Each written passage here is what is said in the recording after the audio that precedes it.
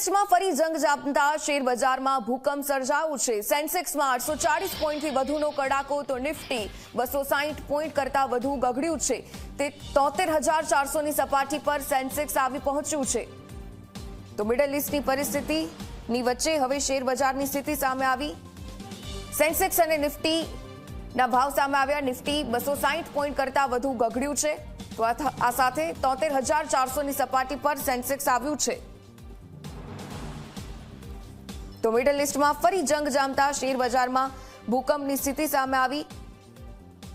સેન્સેક્સમાં 840 પોઈન્ટથી વધુનો કડાકો। તો શેર બજાર સતત જે રીતે વધવાની પરિસ્થિતિ, જો કે આજે અઠવાડિયાના પહેલા દિવસની શરૂઆત શેર બજાર માટે, ત્યારે સેન્સેક્સ 73,400ની સપાટી પર આવ્યું।